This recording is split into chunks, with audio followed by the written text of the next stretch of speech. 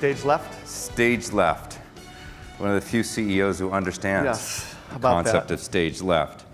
Yeah, why don't you actually tell people why it is that I talk about you as if you know something about show business? I had a computer science degree from Michigan, and my second semester, senior year, I decided not to take any of my computer science offers to go work for technology companies, and instead go to Chicago and study improvisation at Second City. Which is why I'm the CEO of Twitter. That was kind of your solo brand experience. Yes, yeah. If you will. Yeah. You had an amazing graduating class, if I recall, right? Tina, Faye, Steve? Yeah, so I performed with Steve Carell. He looks exactly the same as he did 20 years ago. It's remarkable. You look at pictures of the group, and I had hair and all sorts of other things, and he looks exactly the same. Yeah. Yeah, maybe he's part of that, that group taking those, immortality drugs that I'm. Could be. Now, I want to ask you, one of the things about Twitter is that it's always in the news. Either it's making the news, describing the news, but actually the company itself is always in the news. Yeah. It's been in the Wall Street Journal twice in the last week. As a matter of fact, here we are at P&G, and the Wall Street Journal essentially blamed Procter & Gamble for your lack of a liquidity event this year. Yeah, that was, so we didn't, that was and I'm not talking about washing clothes, I'm talking about an IPO. Yes. Yeah, that was a humorous article. I'll tell you very quickly, every Monday we have new hire orientation, and the first thing we do in new hire orientation is I go in the room and talk to the folks who are starting at the company for about 15, 20 minutes. And I spend the first 10 minutes debunking 50% of the things that have been written about us in the last week before they started and that they're freaking out about. The funny thing about the Wall Street Journal article is we've been working with P&G since we first launched our advertising products. In fact, early on in the life of Promoted Trends, the Old Spice guy, when Old Spice launched that video on YouTube, but at 10 a.m. when they launched the Promoted Trend on Twitter, that's when the conversation really blew up, and you had Alyssa Milano asking him to marry her, and so it was funny to me to read that article, and I just kind of rolled my eyes at it since we've been working with these folks for so long. Yeah, yeah. There's a lot of eye rolling going on in the Costolo offices, I imagine. Now, the other thing that Twitter, what I'm trying to do is just dispose of the obvious, the things that you get asked about a lot, and I'm trying to do it with some humor, but there's a reason. Twitter forever, since the very first, days of its existence, people have said, what's the revenue model? There's no revenue model. Yeah. For the last about a year and several months, you've had a revenue platform. The Promoted Suite, which we'll talk about. But the next journal article that came out after that one knocked the revenues as just not high enough to justify the valuation. Twitter is one of those very rare Valley companies that has a very large and very public private valuation, between $8 and $9 billion. And the journal did the math on your estimated revenues, which of course are not public, but they estimated them and said, there's no way. Do you spend a lot of time dealing with this from employees or partners, or is this a problem for you? No. So I think I was on... Except on stage here? No. I was on stage with Kafka at All Things D, and I think he asked me something like, well, what keeps you up at night? And my answer was, well, we have this owl that lives out back, and it's really the thing that wakes me up at 3 in the morning. And I say that because I've been very consistent about this. We are taking a super patient approach to our business model. I mean, when we launched Promoted Tweets, when we first launched them in April of the prior year, 2010, they were already perfectly suited to mobile. Promoted tweets go everywhere the tweets go. In fact, they start off as organic tweets, and then a marketer can say, I want to promote this and make it an ad that appears in front of people. So they were designed to go out to all of our mobile platforms. We are only now, this week, launching them on Twitter for iPhone and Twitter for Android, because we've just wanted to be cautious and thoughtful and measure what works and measure what doesn't, change the targeting, see if that improves, engagement rates. So our revenues are the last thing I worry about. The business is growing exceptionally well. The ads work. They work amazingly well. I mean, for brand advertisers, they work well. For direct response advertisers, they work well. We've got direct response advertisers coming to us and saying, hey, our CPAs with Twitter are 12x lower than on any other platform. 12x. No. And then we've got the lower in cost. Yeah, sorry. Yes. Okay. Sorry. And then we've got brand advertisers, like Paramount Pictures, who were getting ready to launch the movie Super 8. And it was estimated to do around $25 million at the box office in its first week. They ran one promoted trend with us to have people on Twitter who saw this promoted trend could come Thursday night to a sneak preview, a special Twitter-only preview.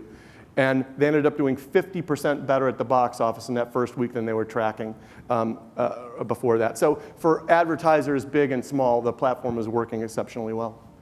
So why are your revenues so small? So I didn't say they were small. The Wall Street Journal did. And as I've already told you, I spend a lot of my time. I'm trying to goad you into saying they're big, of course. I spend a lot of my time debunking that internally. Now, one of the things about Twitter is that, as we've been discussing, it's very, very people like to talk about Twitter. Do you worry that that might pass? That Twitter won't be cool anymore? No. And I'll tell you why. Jack and I have That's Jack Dorsey, the original Jack creator. Dorsey, the inventor of the product, and still works very closely with me on product vision.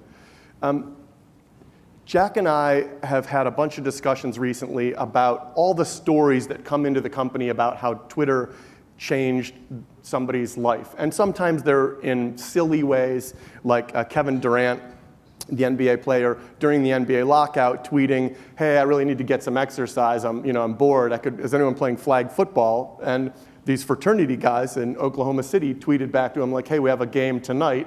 And Durant went over and played with them, and they videotaped it, and it was on ESPN that night.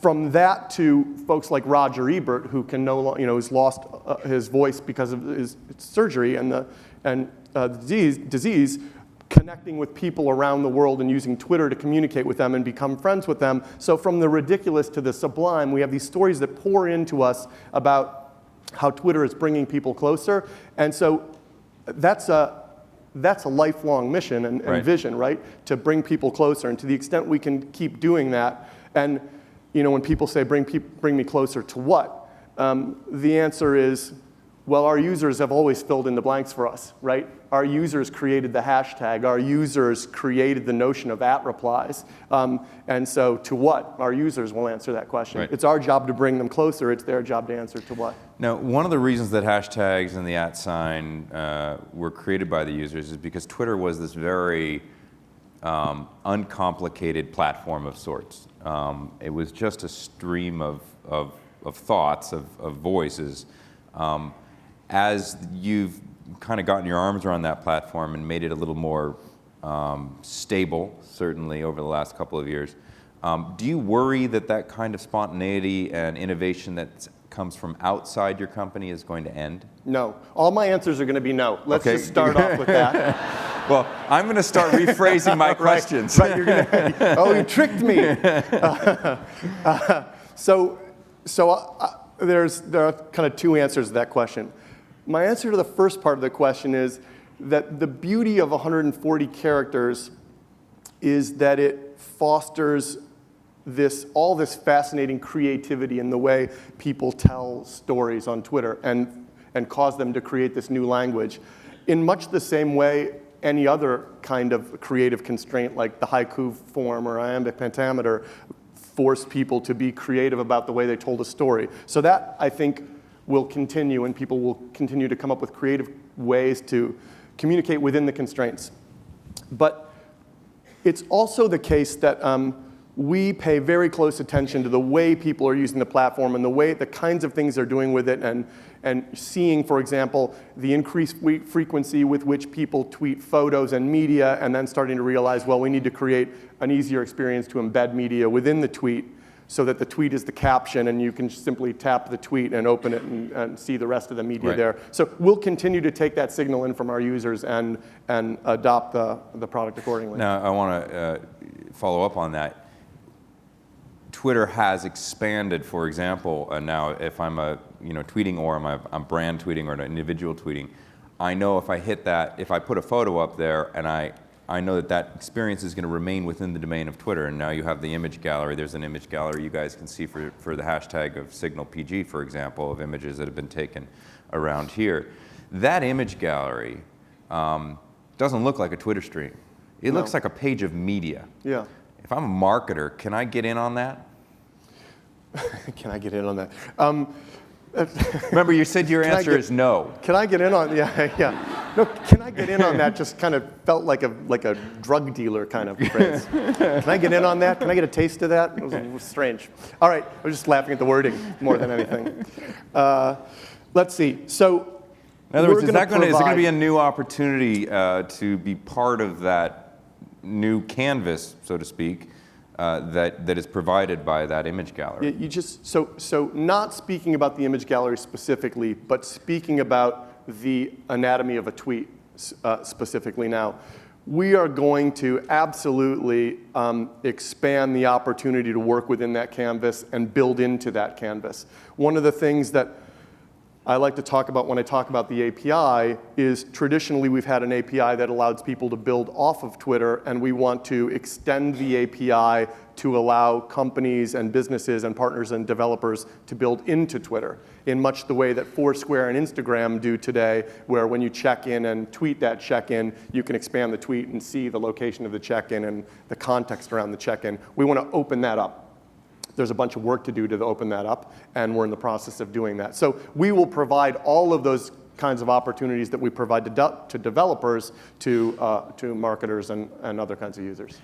Late last year, you rolled out brand pages, which is essentially, as I understand it, a profile, as we all have our Twitter page, our own Twitter page, but it's an expanded experience that brands can use.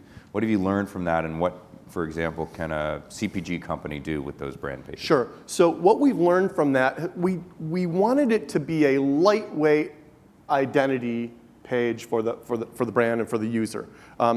Lots of people navigate to those directly from search, so we wanted it to be more than just a list of your most recent @replies. If prior to launching that, when you went to one of those pages for a brand, particularly a brand that uses Twitter powerfully as a CRM platform, the page itself looked like a transcript of the call center, right?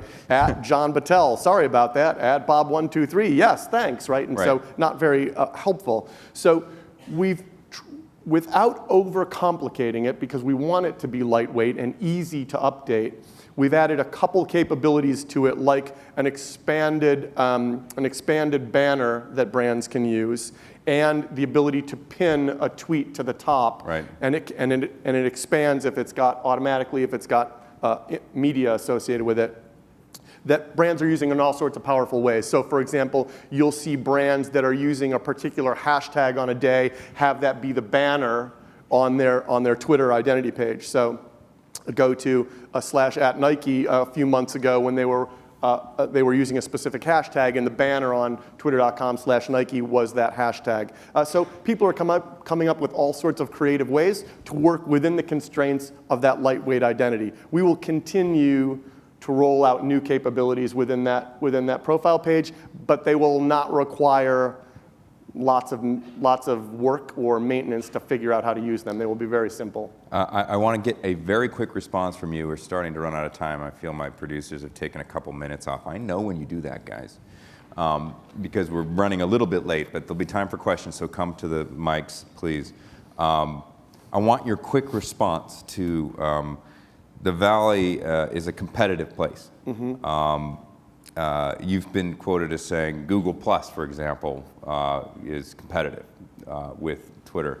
What's your view of Google+? Remember, we have Google people in the audience. It's competitive to Twitter. I think it's competitive to Twitter. It's Google wants to have public identity. I understand why they want to have public identity. That helps them with marketers. It's one of the reasons when they launched, you had to use your real name. We allow pseudonyms. We think pseudonyms are desperately important to the future of political speech, and that's, I think, one of the differences between the two platforms. You called yourself the free speech wing of the free speech party. Yes, it's not my line, unfortunately, because it's a great line, but our general counsel, Alex McGillivray, yes, he coined that phrase. Yeah. We are definitely feel like the free speech wing of the free speech party. I hope that will always be true. Do we have questions for Dick from the audience? So I've got a lot more if you don't. You had oh, by the way, it's just not fair of me to ask your opinion of Google Plus without asking you about Facebook. How do you feel about Facebook? I think Dave Fisher, who's going to be speaking later, is a fantastic person.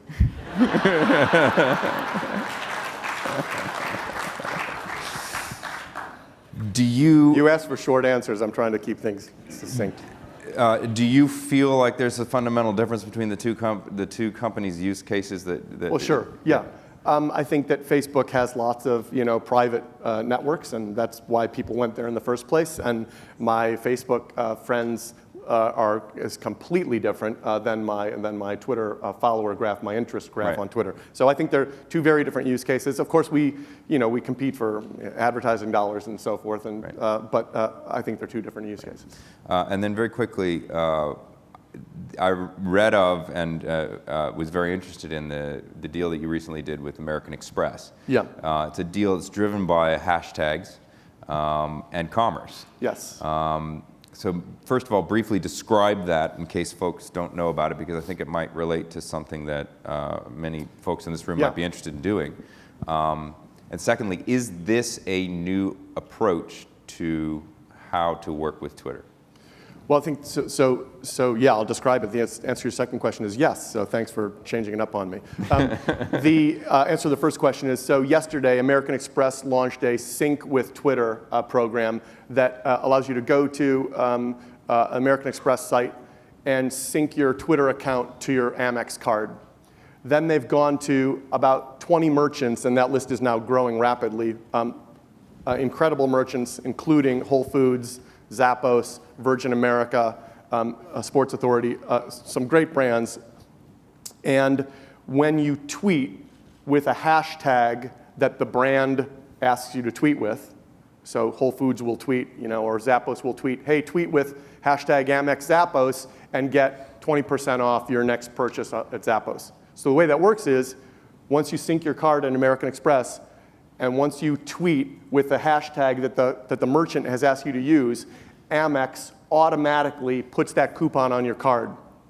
So when you tweet hashtag Amex Zappos, the next time you purchase something from Zappos with that card, Amex automatically deducts the 20% from the card. And this is because think about that as the future of coupons and offers. There's no paper coupon. There's no going into the Whole Foods and showing a QR code on your phone. That's all gone. It's just automatic. It closes the loop. They know exactly that transaction was exactly driven by this marketing event. And just like Bob said when he first started, it allows your users to start creating marketing messages for you, right? Daddy needs a new pair of shoes, hashtag Amex Zappos. Those are tweets from yesterday, not my own gambling preferences. How are you making money from that? So the marketers, or the merchants rather, are promoting the use of that hashtag with our promoted tweets. And Amex is promoting use of the program. So there's no other, this is literally through your standard... It's our standard API. It's our existing API. We're doing nothing special behind the scenes for this. It's Amex using our existing API, and then merchants using our promoted products to get the word out about these. So Amex is not paying you for this? Well, they're paying us for use in the fact that they're promoting this with our advertising products and buying media on Twitter. Interesting. So now Twitter is the future. So you basically just killed Groupon, is that what you're telling me? I never said that. We have a question here, and you'll have to be the only one because we're almost out of time. Okay. Dick, Lauren Pasquale, U.S. Olympic Committee. How do you envision that Twitter will be used differently by fans during this Olympics as compared to Beijing or even Vancouver? Yeah, I'm super excited for the way Twitter is going to be used during these Olympics. And I'm excited about it because I think Twitter is going to bring a 360-degree view of the Olympics to the world that's never existed before. And I mean that in the sense that the media galleries around hashtags at the Olympics will no longer just include photos from the people in the stands, but will now include photos from the athletes themselves, right? In much the same way that during the Daytona 500, we got a view of the fire from the track, right? From drivers on the track who were slowed down under the yellow flag, tweeting pictures from Really the track shouldn't be of the fire. tweeting and driving, you know. Well, especially at 150 miles an hour. if you're really belted in and you're under a yellow flag, it turns out something. So I think that we're going to see, and so many of these young athletes now, unlike the previous games, are all on Twitter. You know, and already you've got Michael Phelps, you know, talking about promoting, you know, his account when he speaks publicly. So I think you're going to see these folks like tweeting from the Olympic Village and providing that intimate access that Twitter provides at so many of the other big events like the Oscars and the Super Bowls. And that will create this amazing 360-degree view of the Olympics that we haven't had before. Thank you. Well, I wish we had more time to talk, but unfortunately we are out of time. So Dick, thank Thanks you very much. much. Yep. Great.